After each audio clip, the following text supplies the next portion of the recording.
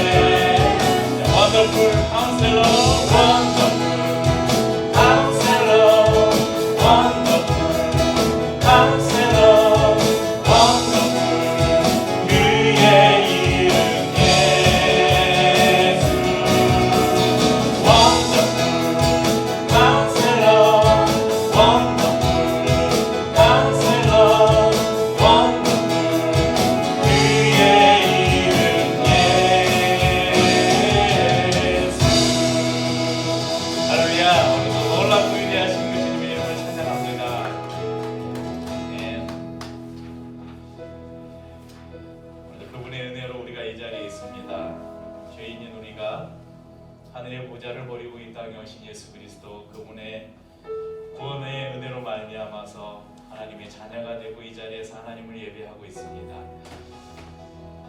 단지 우리가 하나님의 자녀될 뿐만 아니라 늘 우리를 위로하시고 우리의 신음을 들으시고 우리에게 평안을 주시고 우리에게 위로하시는 주님, 우리가 그 주님뿐입니다.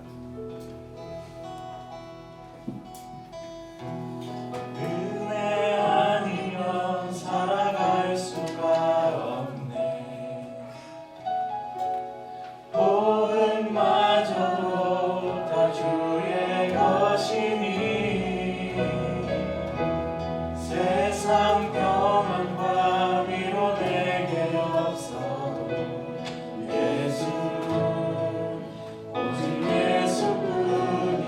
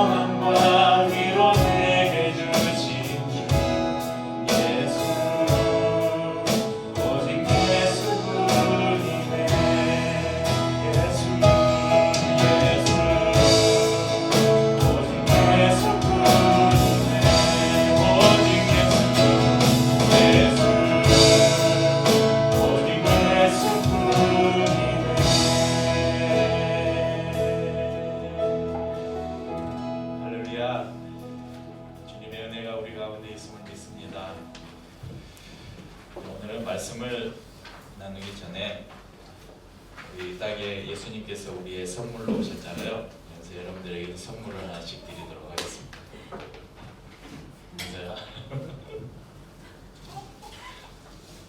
여러분 축구 응원하셨나요? 네.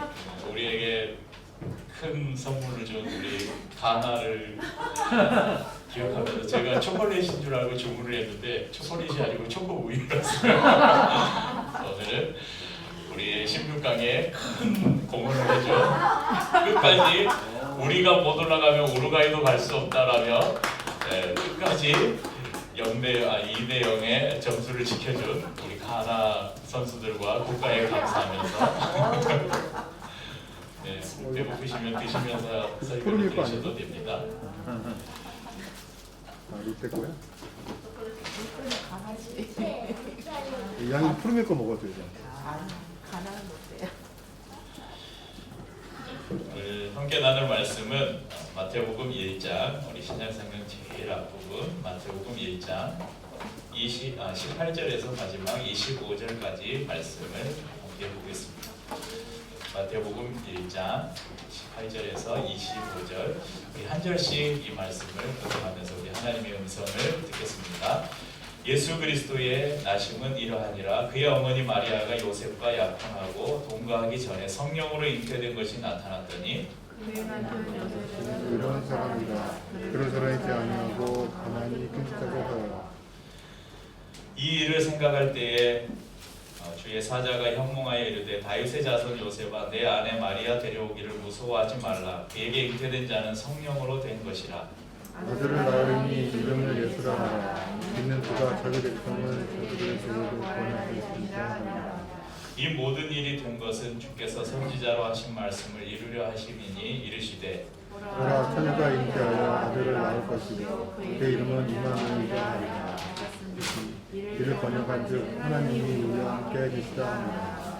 요셉이 잠에서 깨어 일어나 주의 사자의 분부대로 행하여 그의 아내를 데려왔으나 아들을 낳기까지 동침하지 않았으니 나음의 이름을 예수라 하니라.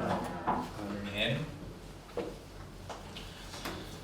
반갑습니다. 대림절 둘째 주일 하나님 앞에 예배하며 또 주님의 음성을 함께 듣겠습니다. 오늘 제가 책을 한 권 집에서 가져왔는데요. 예전에도 한번 제가 보여드린 적이 있는데 아마 다른 분들은 못 보신 분들이 대부분일 것 같아서 한 번 더 보여드리겠습니다. 그런 책인데 미량 박씨 부정 공파 휘승진 가승보 네, 뭐냐면 저희 족보예요. 마이크가 접촉이 불량해서 저희 박씨 가문의 중시조부터 기록된 족보인데 여기에 민사하고 윤서까지 기록이 돼 있어요. 민사하고 윤서를 보니까 제가 17대고 그러니까 저희 박씨 족보가 박형거세부터 시작돼요. 박형거세는 들어보셨죠? 그 안에서 흑당 근데 이제 그 말고 중시조 여러 개서 나는 중시조부터 돼 있는데 네, 저는 17대 여기 제일 마지막에 윤서가 써져 있어요. 네, 이 저희 문중에서 굉장히 돈을 찬양할 때는 안 그러는데 굉장히 돈을 많이 들여서 만들었대요. 이걸 얼마를 아무튼 꽤 책 편찬하는 것보다 더 많이 그냥 뭐 자료랑 이런 걸 수집하고 하느라고 왜 이거 만들었을까요? 네, 뿌리를 알려고 하는 왜 뿌리를 알려고 해요? 우리 그 한국 사람의 특징이 있잖아요. 뭔가 우리 집안을 좀 자랑하고 싶으면 야 나는 뼈대 있는 집안이다. 야 나는 족보 있는 집안이야. 여러분 저는 족보 있는 집안입니다. 여러분 족보 있으세요? 네, 한국 사람들의 특징이에요. 나는 우리 집안은 뼈대 있는 집안이다. 우리 집안은 족보가 있는 집안이다. 여러분 이 마태복음 1장을 보면 뭘로 시작돼요? 마태복음 1장 1절이 어떻게 시작합니까? 아브라함과 다윗의 자손 예수 그리스도의 계보라. 이 계보란 말은 족보라 이 말이에요. 그러니까 지금 이 마태복음 1장에 왜 이 족보를 기록하고 있냐면 예수님은 족보 있는 가문이다. 이걸 우리에게 보여주고 있는 것입니다. 이 대한민국만큼이나 우리나라만큼이나 집안 내력을 중요하게 생각하는 나라가 바로 이스라엘이에요. 혈통 중심이고 가부장적인 사회가 바로 이스라엘입니다. 우리나라보다 더했으면 덜했지 덜하지 않은 나라가 바로 유대민족입니다. 여러분 우리가 성경을 이제 큰 마음을 먹고 내가 성경을 일독을 해야지 하고 성경을 딱 펼쳐들고 이제 창세기부터 읽는 사람들도 있고 창세기부터 딱 읽는 사람들은 어디 가서 딱 막히냐면 저기 레위기에 가면 막혀요. 근데 그러면 구약은 너무 어려워. 신약부터 시작해야지 하고 신약부터 읽으려고 마태복음을 딱 폈는데 누가 누구를 낳고 누가 누구를 낳고 네. 그래서 구약 성경을 읽어가는데 최대의 난적이 레위기라면 신약에는 바로 마태복음이 있습니다. 왜 신약을 시작하는 마태복음 이 첫 장에 이렇게 긴 족보를 기록했을까?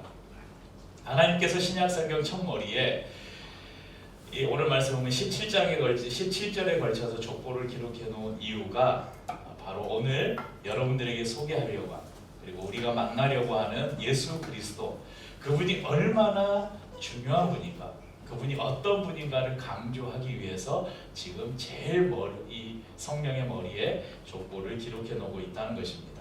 어느 사회나 그 사회의 그 사람의 가족사 또는 그 사람이 가지고 있는 족보는 그 사람의 정체성을 결정짓게 됩니다. 그리고 그 민족 자체가 혈통이나 가계 이런 걸 중요시하는 친족이나 부족 중심으로 이렇게 이루어진 나라는 더 그렇죠. 그러니까 유대 민족이 그렇고 우리 민족이 왜 그렇게 그런 게 심할까요? 단일 민족이기 때문에 그래요. 여러 민족들이 이렇게 섞여 사는 나라들은 그런 걸 별로 중요하게 생각하지 않죠. 그럼 수험생들이 수시 시험을 치를 때 자기소개서를 씁니다. 자기소개서를 쓸 때 그럼 이제 없는 이야기를 사실이 아닌 이야기를 지어서 있는 것처럼 쓰면 안 되겠죠. 나중에 이게 발각되면 문제가 되니까요. 그런데 사실을 있는 그대로 쓰는 사람은 별로 없어요. 그러니까 사실 이게 실제 있었던 일이긴 한데 이걸 어떻게 해요? 조금 더 멋있고 조금 더 아름답고 감동적이고 이렇게 포장을 하잖아요. 그러면 취업을 위해서 여러분들 이력서를 제출하죠. 이력서 제출할 때 어떻게 해요? 이력서 제출할 때 내가 이런 경험을 했고 이런 지식을 쌓았고 이걸 증명하기 위해서 이력서에다가 막 알바한 것까지 다 쓰잖아요. 아르바이트 뭐하고 어디서 몇 개월 일했고 내가 무슨 자격증을 가지고 있고 자기 PR을 하잖아요. 그런데 이것이 비단 오늘날의 일만이 아니라 예수님 당시에도 이 선조들의 이야기들을 통해서 자신의 정체성을 드러내는 것을 요즘에 우리가 이 이력서를 멋있게 쓰려는 자기소개서를 멋있게 쓰려는 것만큼이나 내 조상은 이런 사람이었다. 내 조상 중에는 이런 사람이 있었다. 그러니까 자신의 집안의 이런 이야기들을 자랑해서 자신의 정체성을 드러내려고 하는 그런 문화가 있었다는 것입니다. 마태복음의 저자인 마태는 예수님이 어떤 분이신가를 보여주기 위해서 의도적으로 지금 긴 족보를 나열하고 있는 것입니다. 그리고 그 처음을 이스라엘 믿음의 조상 아브라함부터 이야기하고 있죠. 그래서 아브라함으로 시작해서 맨 마지막에 예수님을 등장시키고 있습니다. 그럼 성경이 기록될 당시에 자신의 족보를 추적하는 것은 쉽지 않은 일이었을 것입니다. 더군다나 이 솔로몬 왕 이후부터 바벨론 포로 시대로 이어지는 이 왕가의 족보를 통해서 자신의 족보를 추적할 수 있는 사람은 더욱 적었을 것입니다. 왜냐하면 이스라엘 바벨론은 포로로 끌려갔잖아요. 그래서 바벨론 포로 시대 이후부터는 이스라엘 왕정이 제 역할을 하지 못했어요. 그리고 예수님의 탄생 전까지 약 200여 년간 유대를 다스렸던 왕이 다윗의 혈통이 아니었어요. 그러니까 이 다윗으로 이어지는 이 왕가의 그 그 족보를 찾는다는 것, 이건 쉽지 않은 일이었습니다. 예수님 당시에 유대를 다스렸던 왕이 누구였습니까? 헤롯 왕이었잖아요. 헤롯 왕은 유대인이 아니에요. 혈통상으로 다윗 가문도 아니고 유대인도 아니고 그냥 로마가 팔레스타인 지방을 다스리기 위해서 세워놓은 그냥 왕이었다는 것이죠. 그런데 그러한 시대에 자신의 족보를 알고 있는 누군가가, 자, 지금 이스라엘은 로마의 지배를 받고 있잖아요. 그래서 로마에서 이 팔레스타인 지역을 다스리기 위해서 지금 헤롯을 왕으로 세워놨어요. 왜 이러죠? 갑니다. 내가 시끄럽게 하니까 그런 것 같아요.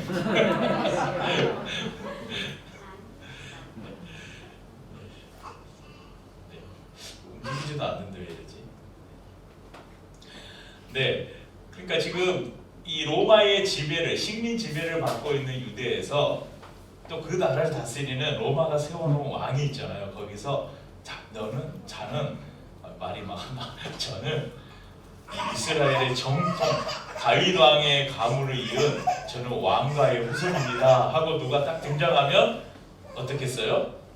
여러분, 이건 단순히 우리 집안을 소개하는 것이 아니라 정치적인 선언을 하는 것이에요. 지금 갑자기 생각나네요. 어제 저희가 즐겨보는 드라마가 있는데, 슈룹이라는 드라마가 있는데, 네, 거기에서 나오더라고요. 이제 그 형을 독살하고 동생이 왕이 됐어요. 근데 그 독살당한 왕의 누구죠? 다른 정통 왕의 동생이 있어요. 그 동생이 이제 뭘 자기가 적통이다 하면서 이제 반란을 일으켜서 그러니까 형을 죽이고 왕이 된 사람을 몰아내고 자기가 왕이 되려고 그 신분을 그냥 의관으로 숨기고 있었던 거예요. 자기가 왕의 동생이죠.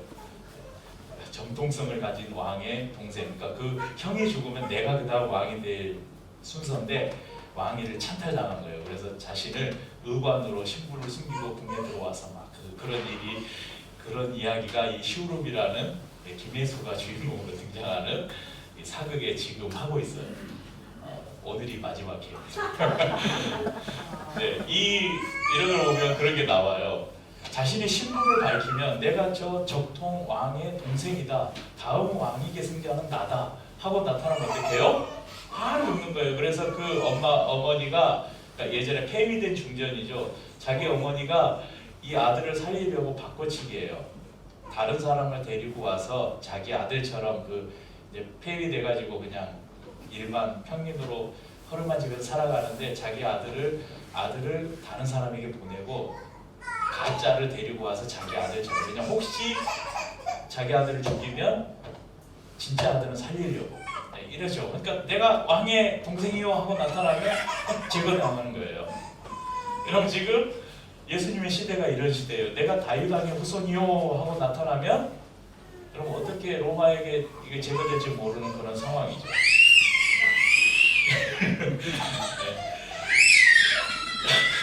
왜 그래?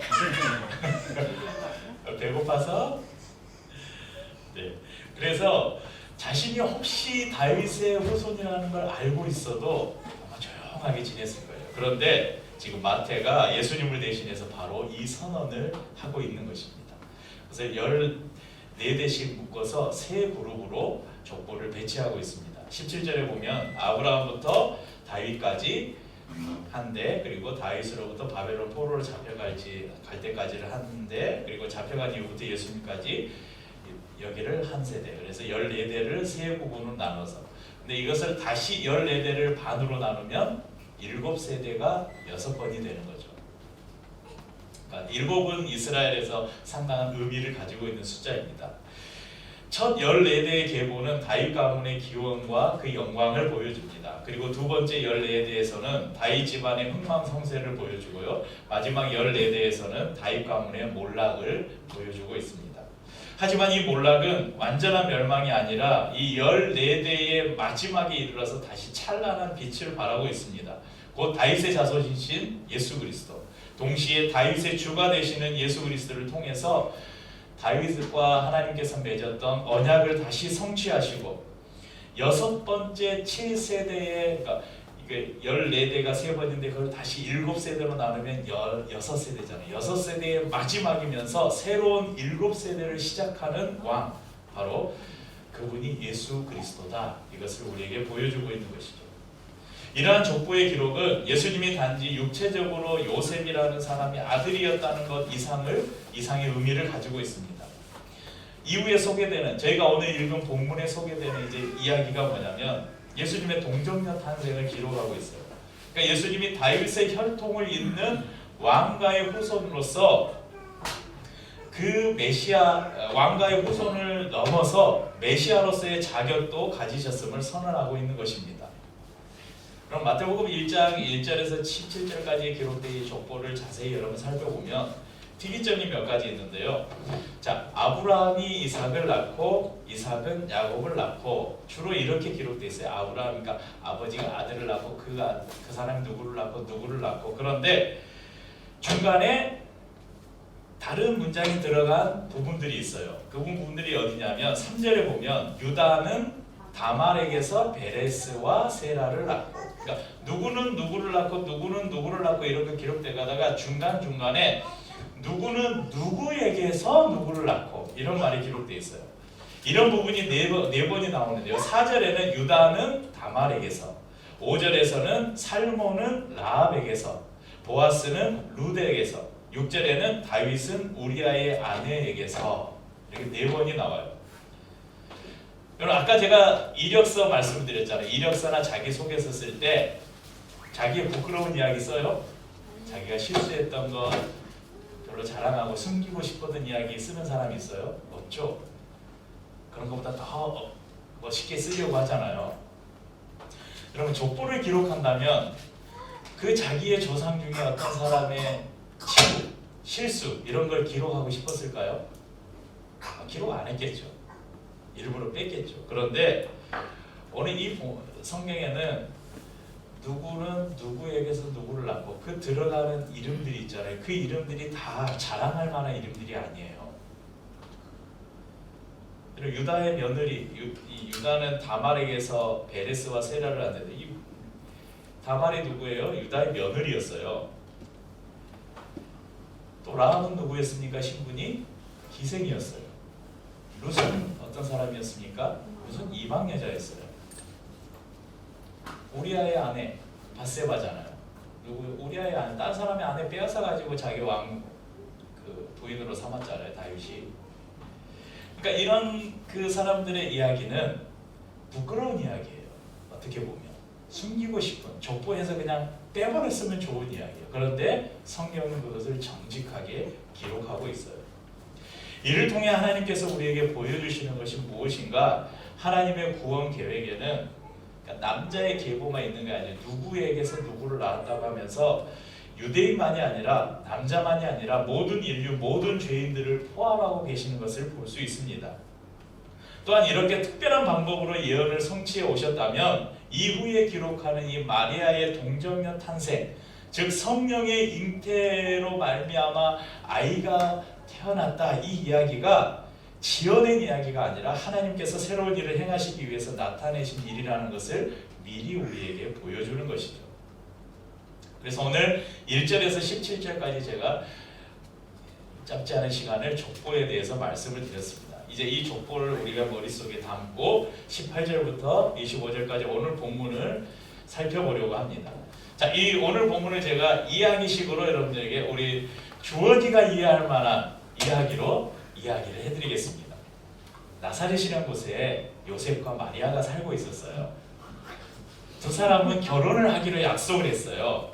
그런데 아직 결혼식을 하지 않았어요. 아직 같이 한 집에 살고 있지 않아요. 그런데 손도 잡지 않았는데 마리아가 임신을 했대요. 요셉이 생각했어요. 이 사실이 밝혀지면 마리아는 돌에 맞아 죽을 텐데, 왜냐하면 당시에 결혼하지 않은 여자가 임신했다는 것은 간음한 거예요. 그래서 간음한 사람은 끌어내다가 사람들이 돌을 던져서 죽였어요. 그게 당시의 법이었어요.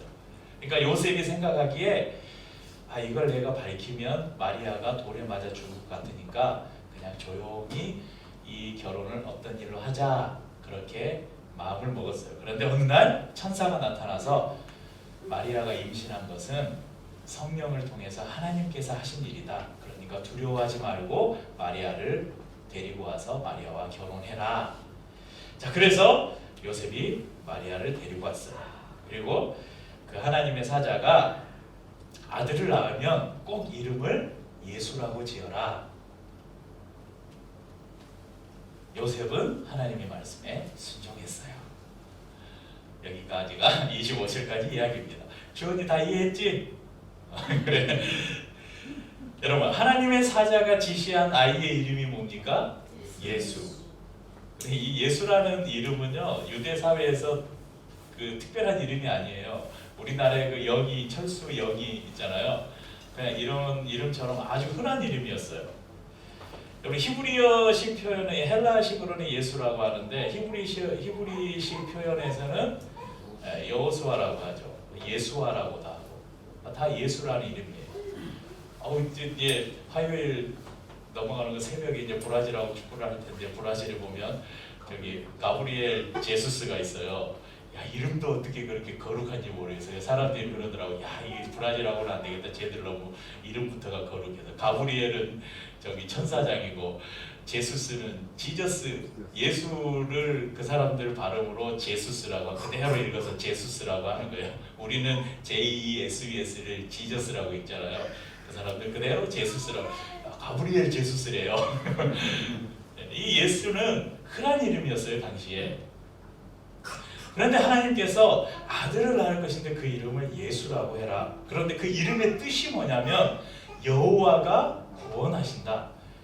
그러니까 왜 이스라엘 백성들이, 왜 유대인들이 이름을 지을 때 예수라고 지었을까요? 자기 자녀를 낳고 왜 예수라고 지었을까요? 여호와께서 우리를 구원하실 것이다. 그런 소망을 가지고 지었겠죠. 그런데 하나님께서 마리아가 아들을 낳을 것인데 그 이름을 예수라고 해라. 그러니까 이건 단지 사람들의 기대나 소망이 아니에요. 하나님께서 지시하신 것이에요.